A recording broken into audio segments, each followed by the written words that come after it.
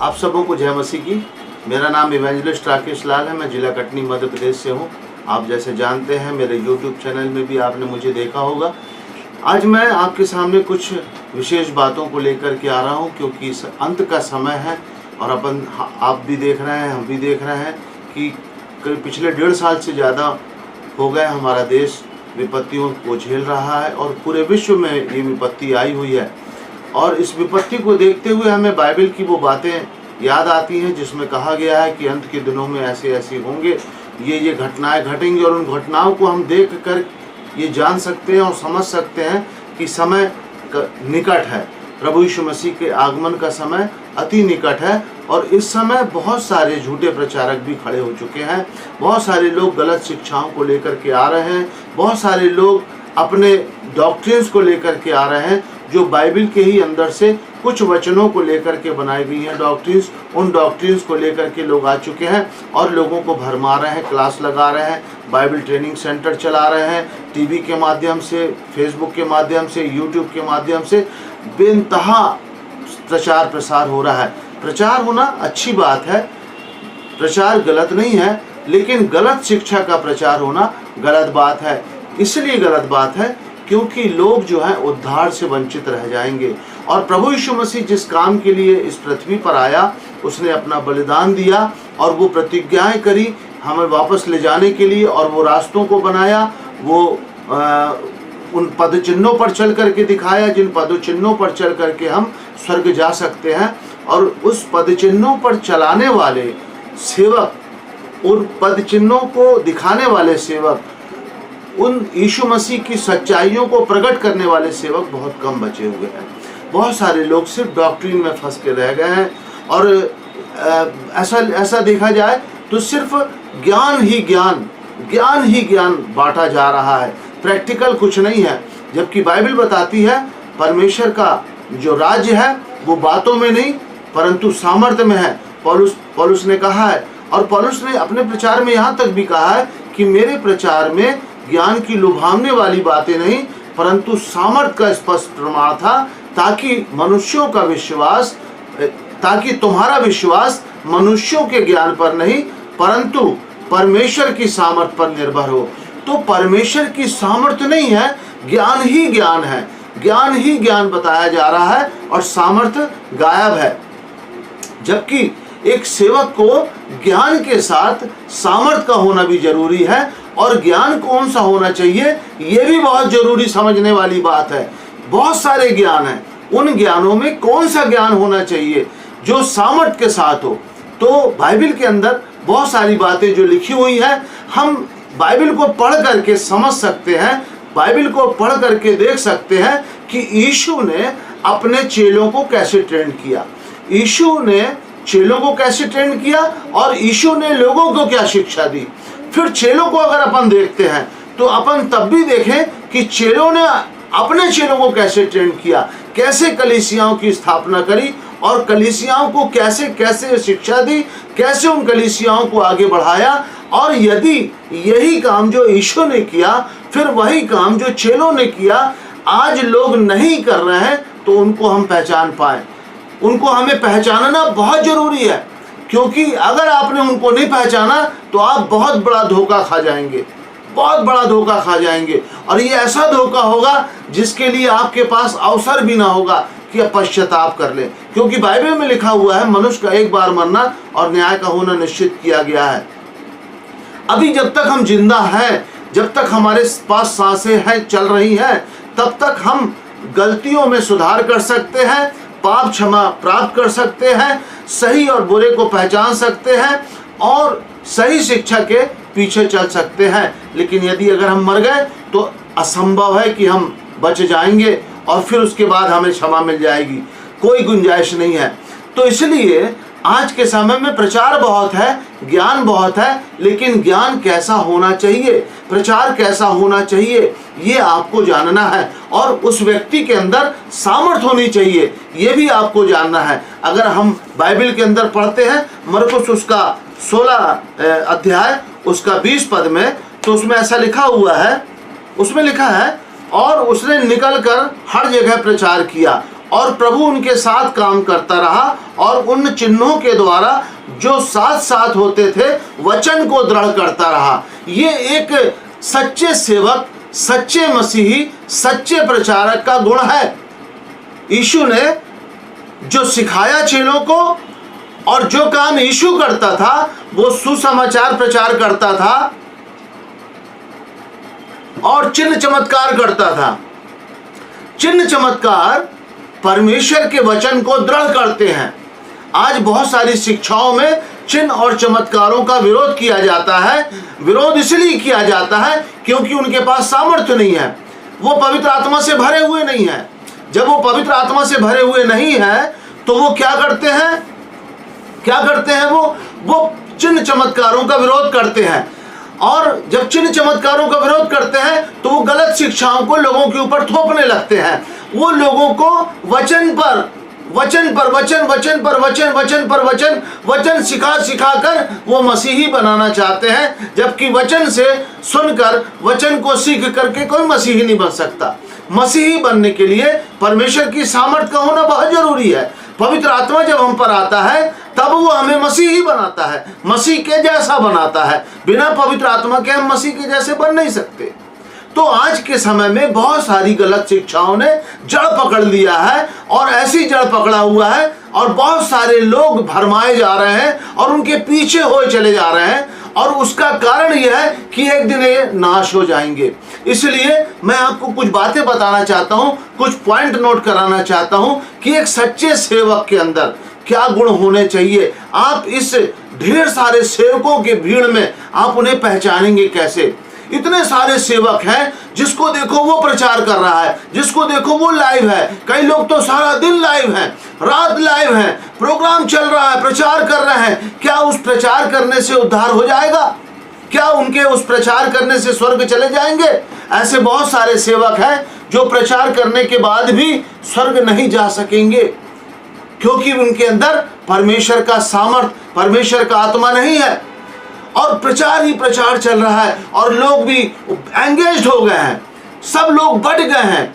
कुछ लोग ने 50 को पकड़ लिया है, कुछ ने 10 को पकड़ लिया है, कुछ ने 20 को पकड़ लिया है, कुछ ने 150 को पकड़ लिया, किसी ने 200 को पकड़ लिया, किसी ने 1000 को पकड़ लिया है। और सबको इन लोगों ने क्या किया है? सोशल मीडिया के माध्यम से बांध लिया है और जंगली बीज और खमीर उनके अंदर डाला जा रहा है। और यीशु मसीह ने खुद स्वयं कहा, खमीर से चौकस रहो। शास्त्री और फरीसियों के खमीर से चौकस रहो। शास्त्री और फरीसी सिर्फ इस्राएल में नहीं थे, शास्त्री और फरीसी यहाँ पर भी हैं, जो नियम पर चलते हैं, सिद्धांतों पर चलते हैं, लेकिन वो सामर्थ को नहीं मानते।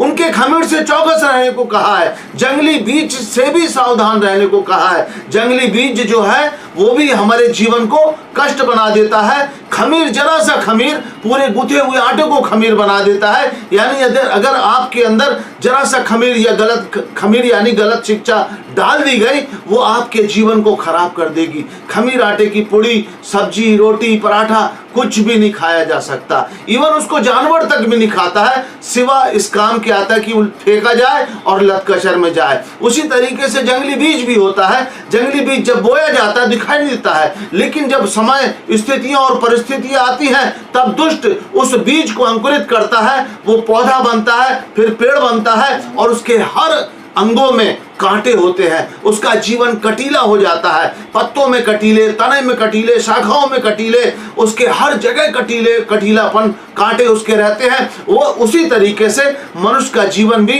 कांटों भरा हो जाता है और वो कष्टदायी हो जाता है, खुद के लिए भी और दूसरों के लिए भी। ऐसे बहुत सारे कटीले वृक्ष हैं जो लोगों को दूषित कर रहे हैं, गलत शिक्षा दे करके दूसरों को दुख पहुंचा रहे हैं, उनके जीवन को नष्ट कर रहे हैं। उसके लिए हमें बहुत अच्छे तरीके से सेवकों को समझना, जानना बाइबल के अनुसार बहुत जरूरी है। अगर आप नहीं समझ पाएंगे, नहीं जान पाएंगे तो आपकी आत्मा नष्ट हो जाएगी। और यीशु का बलिदान जो क्रूस पर उसने आपके और हमारे पापों के लिए दिया, वो आपके जीवन में व्यर्थ चला जाएगा। यीशु का बलिदान आपके जीवन में व्यर्थ ना जाने पाए। यीशु ने जो प्रतिज्ञा करी और जिस काम के लिए वो आया और जो मार्ग वो तैयार करके गया और जो जगह वो तैयार करने गया, हमें उस मार्ग पर चल करके उस जगह पर जो यीशु तैयार करने गया है वहां पहुंचना है। और वहां जाने के लिए हमें यीशु की शिक्षाओं को फॉलो करना पड़ेगा और जैसा यीशु ने सिखाया, फिर चेलों ने सिखाया और करके दिखाया, वैसे हमें भी करना है। बाइबल की एक एक बात मानने योग्य है, उसको नकारा नहीं जा सकता। कोई भी वचन को हम हटा नहीं सकते, हर वचन को हमें मानना है। हम ये भी नहीं कह सकते कि वचन जरूरी नहीं है, हर वचन जरूरी, कि वचन ही प्रभु यीशु मसीह है। तो जब वचन ही यीशु है तो उसे हमें मानना जरूरी है और वो कीमती वचन है, उसको निग्लेक्ट नहीं किया जा सकता, उसको नकारा नहीं जा सकता, उसको अनदेखा नहीं किया जा सकता, उसको पढ़ करके अनसुना नहीं किया जा सकता है। इसलिए मैं आज आपको कुछ बातें बताना चाहता हूं कि सेवक को कैसे पहचाने आप। प्रेरित जो सेवक होते हैं वो सेवक 5 प्रकार के होते हैं। सबसे पहला प्रेरित, दूसरा भविष्यद्वक्ता, तीसरा प्रचारक और चौथा पास्टर और पांचवा शिक्षक। ये 5 प्रकार की सेवकाई परमेश्वर ने, प्रभु यीशु मसीह ने मनुष्यों को दी है और ये 5 प्रकार की सेवकाइयों में लोग खड़े रहते हैं। अब ये 5 प्रकार के सेवकों को हम कैसे पहचाने? यीशु मसीह जो थे हमारे बीच में, उनके अंदर 5 प्रकार की सेवकाई पाई जाती थी। यीशु मसीह के अंदर 5 प्रकार की सेवकाइयां थी। वो प्रेरित भी थे, भविष्यद्वक्ता भी थे, पास्टर भी थे, प्रचारक भी थे, शिक्षक भी थे, सब थे यीशु मसीह। और यीशु मसीह ने जो आदर्श हमें दे करके गया, उन आदर्श पर हमें चलना है और उन्हीं आदर्श पर चलने वाले लोगों को पहचानना है। मैं आपको कुछ पॉइंट बताना चाहता हूं। जो सच्चा और ईमानदार सेवक होगा वो कैसा होगा, आप उसे देख करके, उससे बात करके उसे पहचान जाएंगे। एक ईमानदार अच्छा चरवाहा यानी प्रेरित, पास्टर, प्रचारक, आराधक तीव्र अभिलाषा रखता है लोग उद्धार पाएं। रोमियो 10 अध्याय अगर उसका एक पद अपन निकाल लेंगे तो उसमें लिखा हुआ है, इसमें लिखा है, पौलुस कह रहा है, हे भाइयों, मेरे मन की अभिलाषा और उनके लिए परमेश्वर से मेरी प्रार्थना है कि वे उद्धार पाएं, क्योंकि मैं उनकी गवाही देता हूं कि उनको परमेश्वर के लिए धुन रहती है, परंतु बुद्धिमानी के साथ नहीं। यहाँ पर पौलुस दो प्रकार की बात कर रहा है। एक वो अपनी बात कह रहा है कि हे मेरे भाइयों, मेरे मन की अभिलाषा है और उनके लिए परमेश्वर से मेरी प्रार्थना है कि वे उद्धार पाएं।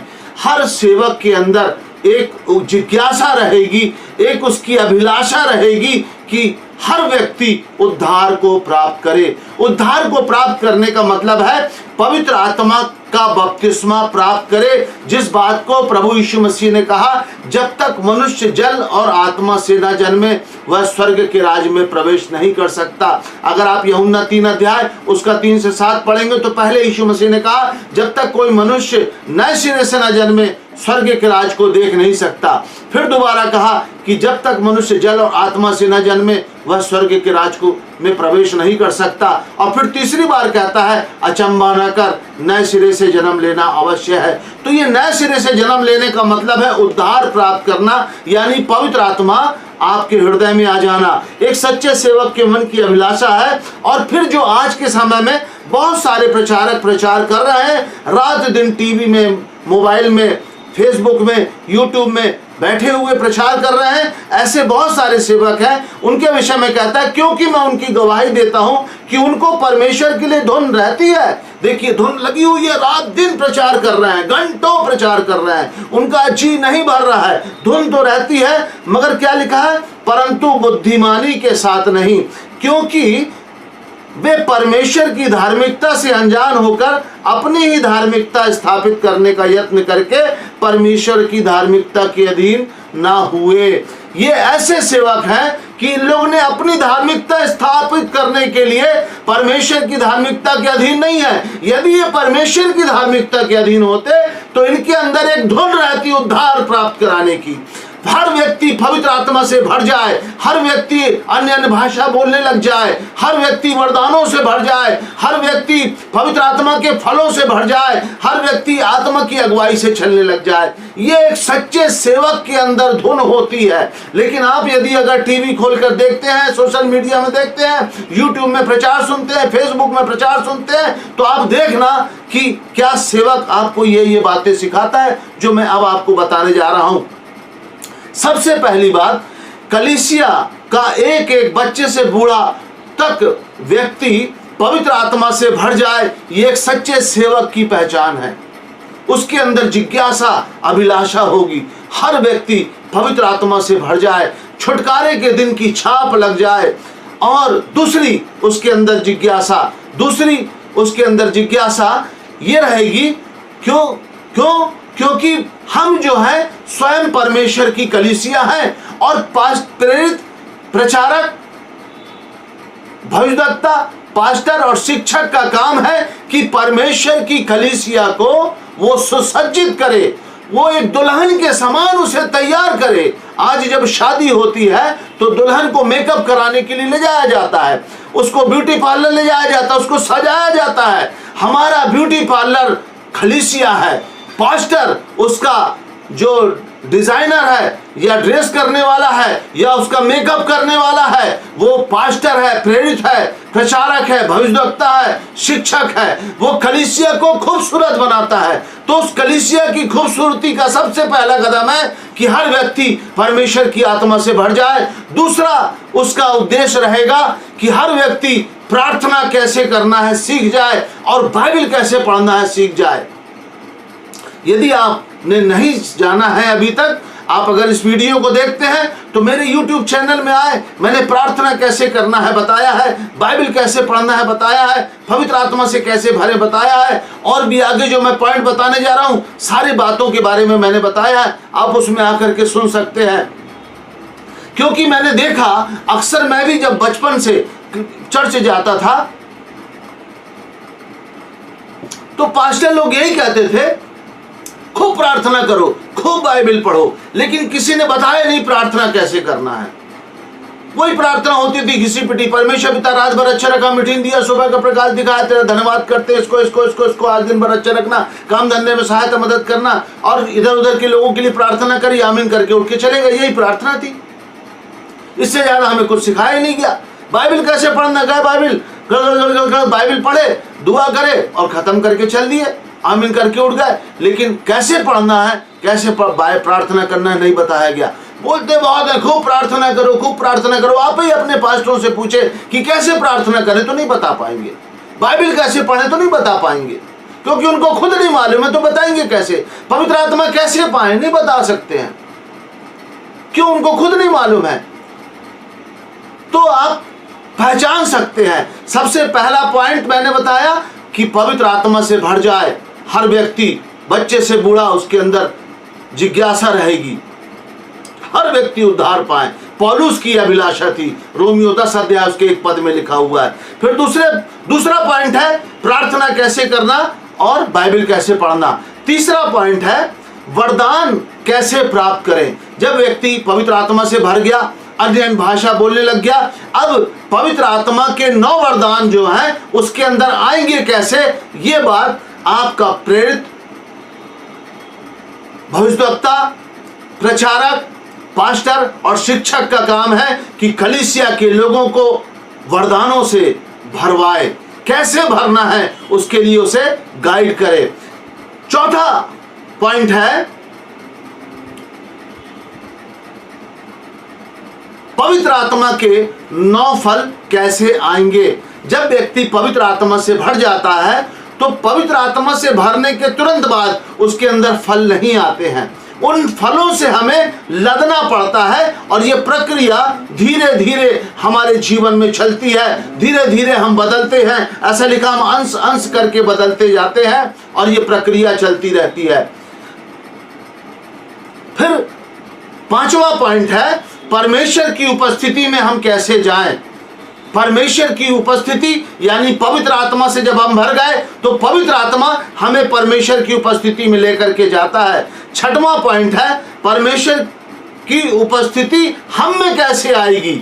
हम परमेश्वर की उपस्थिति जब हम हमारे अंदर आएगी तो उसके गुणों को, उसके फलों को, उसके स्वभाव को, अभिषेक को लेकर के आएगी।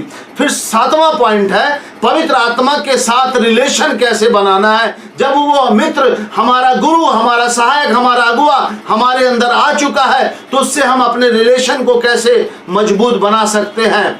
फिर 8वां पॉइंट है पवित्र आत्मा से कैसे बात करें और पवित्र आत्मा हमसे कैसे बात करता है। 9वां पॉइंट है कलीसिया के अंदर प्रेरित, भविष्यद्वक्ता, प्रचारक, पास्टर, शिक्षक को तैयार करेगा। कलीसिया के अंदर यदि प्रेरित है तो वो प्रेरित बनाएगा, पास्टर बनाएगा, भविष्यद्वक्ता बनाएगा, प्रचारक बनाएगा, शिक्षक बनाएगा। उसका ये काम है कि अपनी कलीसिया के अंदर से वो इतने लोगों को तैयार करे, 5 प्रकार की कलीसिया को तैयार करे। उसके अंदर ये सारी चीजें पाई जानी चाहिए और वो अलग अलग सेवकाइयों को स्थापित करे। तब कलीसिया के अंदर 5 प्रकार की सेवकाई पाई जाएंगी, जैसा कि पहला कुरिन्थियों उसके 12 अध्याय में बताया गया है। वो एक पूर्ण, संपूर्ण कलीसिया कहलाएगी, मसीह की पूर्ण देह कहलाएगी। फिर कलीसिया के अंदर वरदान प्राप्त और 5 प्रकार के सेवकों को अभ्यास कराकर उन्हें परिपक्व बनाना, ये एक प्रेरित का, पास्टर का, भविष्यद्वक्ता का, प्रचारक का, शिक्षक का काम है। वो उनके वरदानों को चमकवाएगा और उनकी बुलाहट के अनुसार उनको खड़ा करेगा। 8वां पॉइंट ये है कि कलीसिया को प्रज्वलित कलीसिया, लौ लगाकर प्रार्थना करने वाली कलीसिया बनाएगा। एक सच्चे सेवक की पहचान, सच्चे सेवक की पहचान कि वो कलीसिया को प्रज्वलित, फायर अप कलीसिया, सब जन पवित्र आत्मा की आंख से धधकते हुए फायर रहेंगे, आत्मा में प्रज्वलित रहेंगे और लौ लगाकर प्रार्थना करने वाली कलीसिया। पतरस जब बंदी गृह में था, कलीसिया लौ लगाकर के प्रार्थना कर रही थी और परमेश्वर ने कलीसिया की प्रार्थना को सुना और उसे बंदी गृह से छुड़ा लिया। ऐसी कलीसिया देश को हिलाने वाली कलीसिया बन जाएगी। जब आपके अगुआ, आपके पास्टर अगर ऐसे हैं, ये जो मैं पॉइंट्स बता रहा हूं आपको, आप इनको नोट करना और देखना और जानना और समझना और फिर आप स्टेप लेना। और अगर आपको नहीं दिखते ऐसे लोग तो इनसे पूछना कि आप ऐसा क्यों नहीं कर रहे हैं, क्यों हमारी आत्मा को नाश करना चाहते हैं, क्यों आप चाहते हैं कि हम स्वर्ग ना जाने पाएं। हमें स्वर्ग जाने लायक बनाइए। हम जो प्रभु यीशु मसीह ने नए यरूशलेम की प्रतिज्ञा की थी, उस नए यरूशलेम में प्रवेश करने लायक बनाइए, क्योंकि चरवाहे का काम होता है भेड़ को अच्छा चारा खिलाना, हष्ट पुष्ट बनाना, उसको प्रज्वलित करना, फायर अप करना। मैं 13वां पॉइंट आपसे बता रहा हूं और उसका कलीसिया के जो सेवक हैं, चाहे वो प्रेरित हों, चाहे वो भविष्यद्वक्ता हो, चाहे वो प्रचारक हो, चाहे वो पास्टर हो, चाहे शिक्षक हो, उद्धार पाए हुओं को सीधे यीशु से जोड़ेगा। क्योंकि पवित्र आत्मा आपको और मुझको स्वर्ग लेकर के जाएगा, तो उससे रिलेशन बनाना बहुत जरूरी है। आपको कोई आपका प्रेरित स्वर्ग लेकर के नहीं जाएगा, भविष्यद्वक्ता स्वर्ग लेकर के नहीं जाएगा, प्रचारक स्वर्ग लेकर के नहीं जाएगा, पास्टर स्वर्ग लेकर के नहीं जाएगा, शिक्षक स्वर्ग लेकर के नहीं जाएगा कि आप उससे यीशु मसीह की जगह उससे रिलेशन बना रहे हैं, आप पवित्र आत्मा की जगह उससे रिलेशन बना करके मजबूत बना करके रख रहे हैं। आप वो स्वर्ग लेकर के नहीं जाएंगे, उनको भी परमेश्वर का आत्मा स्वर्ग लेकर के जाएगा। तो जो स्वर्ग लेकर के जाएगा उससे रिलेशन बनाना बहुत जरूरी है, उससे संबंध आपके बहुत जरूरी है बनाना। रोमियो उसका 8 अध्याय उसके 11 पद में लिखा हुआ है,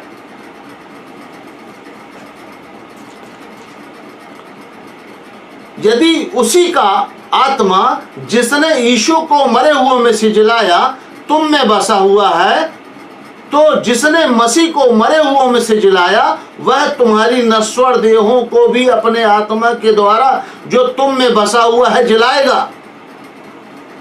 यदि प्रभु यीशु मसीह का आत्मा आपके अंदर बसा है तभी आप जिलाए जाओगे, और वो बसा तब रहेगा जब वो आपके अंदर है और आपके संबंध उसके साथ अच्छे हैं। मैंने अपने मैसेज में बताया है कि पवित्र आत्मा वो हमारे साथ रहते हैं, लेकिन हम उनकी अनदेखी करते हैं, उनको हम तवज्जो नहीं देते हैं, उनसे हम बात ही नहीं करते हैं। और जब हम उनसे बात ही नहीं करेंगे, हमारे संबंध ही नहीं बनेंगे, वो हमको स्वर्ग कैसे लेकर के जाएगा? मैं आपके घर में हूँ, आप मुझसे बात ही नहीं करते हैं, और मैं बैठा हूँ आपके घर में, इधर से उधर कर रहा हूँ, आप मेरे को अनदेखा कर रहे हैं, तो मैं आपके घर में दोबारा कैसे आऊँगा? आपसे कैसे रिलेशन मेंटेन करूँगा? उसी तरीके से पवित्र आत्मा के साथ आपको संबंध बनाना है, क्योंकि बाइबल में है, रोमियो 8 अध्याय उसका 14 पद में लिखा हुआ है कि जितने लोग परमेश्वर की आत्मा के चला चलते वही परमेश्वर के पुत्र हैं। अब ये आपको देखना है कि आपने किससे अच्छे संबंध बना रखे हैं और किसके चलाए आप चल रहे हैं। पास्टर के, प्रेरित के, भविष्यवक्ता के, प्रचारक के या शिक्षक के चलाए चल रहे हैं, या आप पवित्र आत्मा के चलाए चल रहे हैं। मैं ये नहीं कहता हूं कि आप उनकी बात ना मानो, लेकिन आपके साथ जो परमेश्वर का सहायक आत्मा है वो सबसे बड़ा है, उनसे भी बड़ा है, तो उसकी भी सुनना और उसकी भी मानना और उससे भी रिलेशन सबसे ज्यादा मजबूत करना बहुत जरूरी है। और सेवक का काम है कि वो आपको डायरेक्ट यीशु से जोड़ना है, क्योंकि बाइबल के अंदर अगर आप पढ़ेंगे तो यीशु मसीह ने यूहन्ना 10 में कहा, मेरी भेड़ें मेरा शब्द सुनती है, द्वारपाल वो है। अगर हम उसके शब्द सुनेंगे नहीं, उससे बातें करेंगे नहीं, तो उसकी आत्मा के चलाए चलेंगे कैसे? और जब चलेंगे नहीं तो जाएंगे कैसे? क्योंकि द्वारपाल तो यीशु है, वो हमें पहचानेगा ही नहीं। तो इसलिए उससे जुड़ना, उससे पूछना, उससे प्राप्त करना डायरेक्ट हमें जरूरी है। ये एक सच्चे सेवक का काम है कि वो आपको डायरेक्ट यीशु से जोड़े, अपनों से न जुड़े। और 14वां पॉइंट है, 14 पॉइंट है, वचन का प्रकाशन कैसे प्राप्त करोगे आप। ये आपको एक सेवक बताएगा कि आप वचन का प्रकाशन कैसे प्राप्त करेंगे, कैसे वचन आप बूझ सकोगे। आज वचन को न बूझने के कारण लोग भरमाए जा रहे हैं। जो शिक्षा लेकर के आ जाता है वो शिक्षा को मानते हैं। कई लोग बोलते हैं मैं अन्य भाषा को नहीं मानता, नहीं मानता, नहीं मानता, नहीं मानता, तो उसके जितने पीछे चलने वाले वो भी बोल रहे हैं मैं भी नहीं मानता, मैं भी नहीं मानता, मैं भी नहीं मानता। बाइबल पढ़ नहीं रहे हैं। एक सेवक कहता है पौलुस को ऐसा नहीं लिखना चाहिए था, ऐसा लिखना चाहिए था, लोग उसकी मान रहे हैं, हाँ ये सेवक सही कह रहा है, पौलुस ने गलत कहा था। एक सेवक कहता है यीशु को ऐसा नहीं ऐसा कहना था, तो लोग उसकी मान रहे हैं कि यीशु को ऐसा ही कहना चाहिए था, यीशु ने गलत कहा है वहां पर। क्यों? क्योंकि बाइबल नहीं पढ़े हैं। उनका यीशु अब वही हो गया है जो उनको सिखा रहा है। तो इसलिए एक सेवक का गुण है कि वो प्रकाशन कैसे प्राप्त करे। वो प्रकाशन कैसे प्राप्त करे, लोगों को सिखाएगा।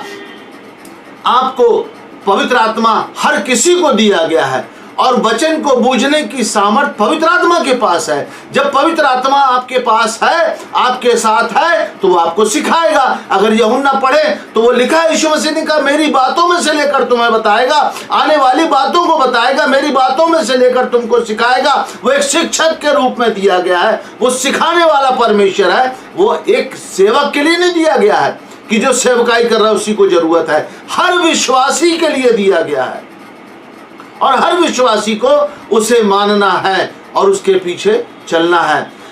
15वीं पॉइंट जो है, 15 पॉइंट, एक सच्चा सेवक, प्रभु के डर और भय में चलने वाला परमेश्वर का सेवक, चाहे वो प्रेरित हो, चाहे वो भविष्यवक्ता हो, चाहे वो पास्टर हो, चाहे वो प्रचारक हो या शिक्षक हो, वो कभी भी दान, दशमांश, चंदा, रुपया चर्च को देने के लिए आपके ऊपर कभी दबाव नहीं बनाएगा, कभी ऊपर दबाव नहीं बनाएगा, क्योंकि वो परमेश्वर का सेवक है। वो परमेश्वर की भेड़ों को चरा रहा है, परमेश्वर की भेड़ों को कतरेगा नहीं, उनको लूटेगा नहीं।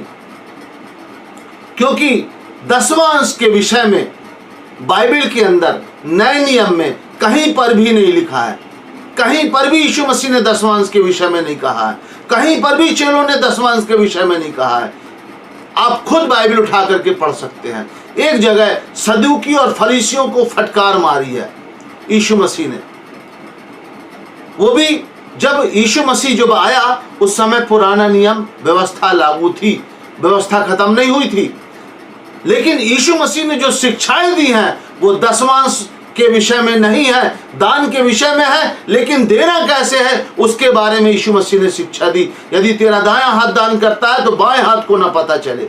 एक विधवा ने सबसे बड़ा दान डाला मंदिर के अंदर। यीशु मसीह ने कहा इसने सबसे बड़ा दान दिया है। फिर यीशु मसीह के पास एक व्यक्ति आया, उसने कहा कि उद्धार पाने के लिए मैं क्या करूं? यीशु मसीह ने कहा आप बेचकर बांट दे, और मेरे पीछे वो उदास होकर के चला गया। यीशु मसीह ने दशमांश के बारे में कहीं पर भी नहीं बोला। उदारता से देने के लिए बोला है, उमड़ता हुआ देने के लिए बोला है। लेकिन अगर सेवक आपको दशमांश देने के लिए बोलता है, या दान के लिए बोलता है, या चंदा मांगता है, आज मीटिंग करा रहे हैं, फलाना सेवक आया है, ऐसा करो, ये लेना है, वो करो, परमेश्वर का आत्मा आपके अंदर डालेगा। जब आप परमेश्वर के आत्मा की चला चल रहे हैं तो परमेश्वर का आत्मा आपके अंदर डालेगा, इसको देना है, कितना देना है, कैसे देना है, परमेश्वर का आत्मा आपको बताएगा। क्योंकि सेवक वो परमेश्वर का है, भिखारी नहीं है। परमेश्वर का आत्मा जानता है कि इसको जरूरत है, और वो मन में लोगों के डालेगा, उभारेगा, और आप उसको दोगे। इसी को बोलते हैं परमेश्वर की आत्मा के चलाए चलना। किसी को देना है परमेश्वर की आत्मा से पूछ करके देना है। परमेश्वर की आत्मा की अगुवाई में चलना है। दान और दशमांश नए नियम में नहीं है। क्यों नहीं है? क्योंकि अब हम यीशु के लहू से खरीदे गए हैं। अब हम अपने नहीं है तो हमारा दशमांश कहां से आया? हम अपने ही नहीं है, यीशु ने हमें अपने लहू से मोल लेकर के खरीद लिया है। अब जो कुछ भी है हमारा वो सब कुछ प्रभु यीशु मसीह का है। तो हमारा कैसे हो गया? अगर मान लीजिए मैंने आपको 1 लाख रुपए दिया रखने के लिए कि 1 लाख रुपए ले लीजिए, ये मेरा रख लीजिए। अब आपको जरूरत पड़ती है 10,000 रुपए किसी को देना है, तो आप उसमें से उठा के दे नहीं सकते, वो तो अमानत में खयानत है। आपको अगर उसमें से उठाना है तो आपको मेरे से पूछना पड़ेगा कि राकेश भाई मेरे को 10,000 की जरूरत है, क्या मैं इसमें से निकाल करके दे दूं? जब मैं बोलूंगा कि दे दो तब आप दे सकते हो, क्योंकि वो पैसा मेरा है। उसी तरीके से जो कुछ भी यीशु ने आपको दिया है वो सब यीशु का है, और आपको यीशु से पूछ करके देना है। ये नए नियम का सिद्धांत है। पौलुस कहता अब मैं जीवित नहीं रहा, लेकिन मसीह यीशु मुझ में जीवित है। अब मैं संसार की दृष्टि में, संसार मेरी दृष्टि में मानो क्रूस पर चढ़ाए जा चुके हैं। तो अब जब हम जीवित है ही नहीं, मसीह यीशु मुझ में जीवित है, सब कुछ यीशु का है, तो वो दशमांश कैसे हुआ? फिर यीशु मसीह ने कहा कि तेरा दायां हाथ जो दान करता वो बाएं हाथ को ना पता चले। तो 10वां कहां से आया? आप तो पुराने नियम में चले गए, व्यवस्था में चले गए। और अगर आप व्यवस्था में जाते हैं तो गलातियों में लिखा है, पौलुस ने कहा कि यदि व्यवस्था की एक बात को मानकर पूरा नहीं करता है तो वो श्रापित है। अगर एक बात को तू मानता है तो तुझे पूरी व्यवस्था माननी पड़ेगी।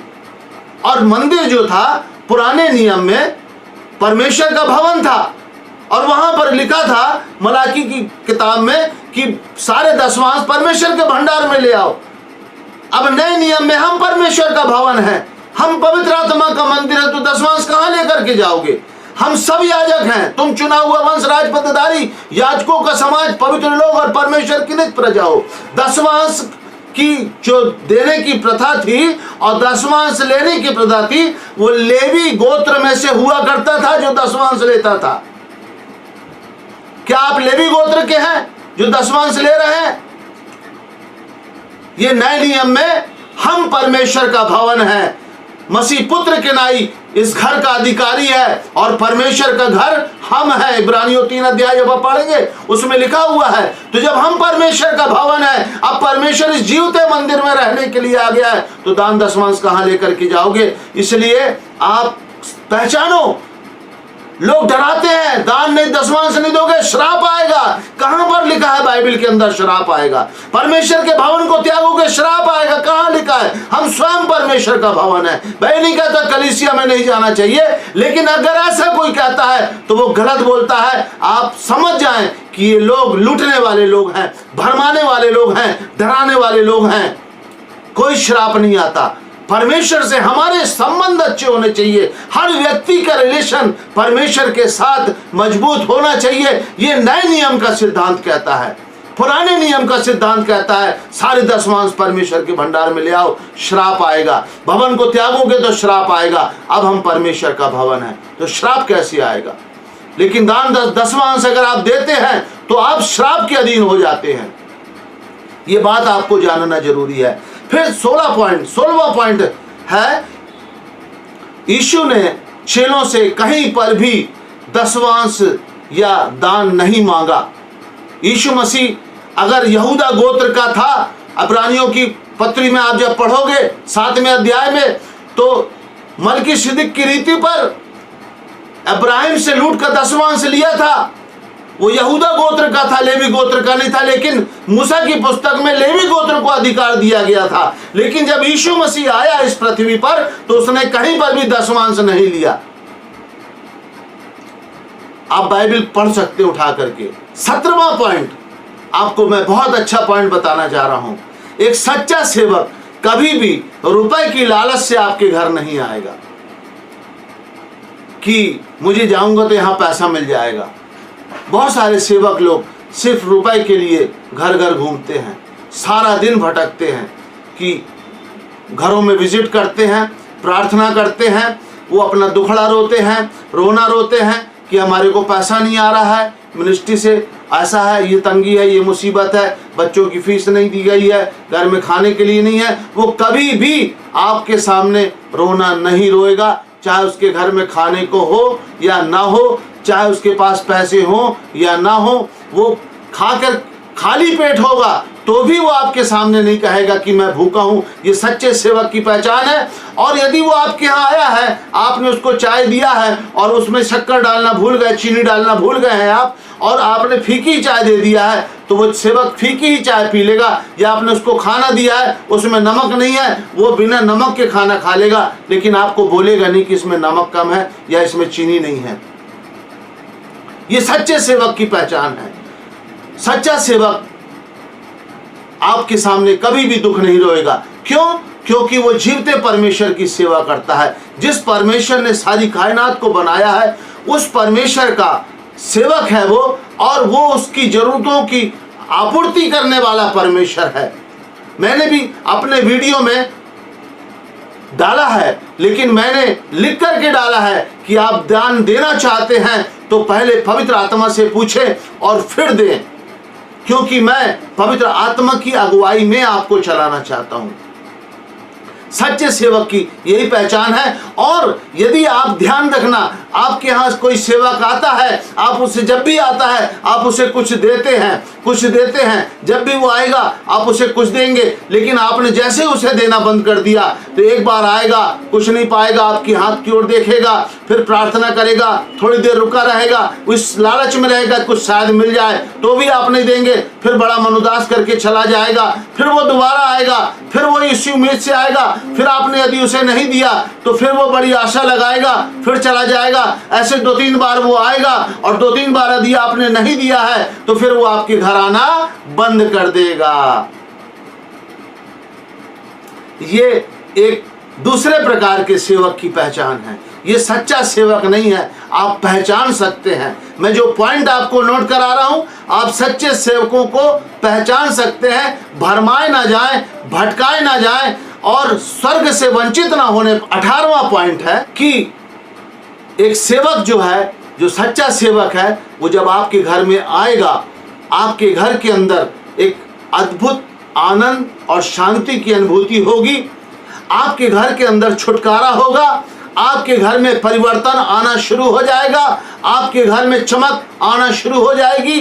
यदि आपके घर में कुछ बिगड़े हुए लोग हैं, उनके जीवन में भी धीरे धीरे परिवर्तन आना शुरू हो जाएगा। ऐसा क्यों होगा? क्योंकि एक सच्चे सेवक के साथ परमेश्वर की प्रेजेंस चलती है, उपस्थिति चलती है। और जब परमेश्वर की उपस्थिति चलती है तो वो क्या करती है? लोगों के जीवन को बदलती है, लोगों के घर को बदलती है, उनके परिवार में उद्धार को लेकर के आती है, उनके परिवार में शांति को लाती है, आनंद को लाती है और दुख को हटाती है।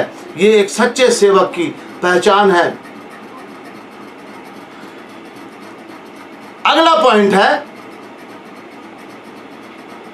एक सच्चा प्रेरित, सच्चा भविष्यवक्ता, पास्टर अपनी कलीसिया के लिए और कलीसिया के सभी सदस्यों के लिए रात दिन आंसू बहा बहा करके प्रार्थना करेगा।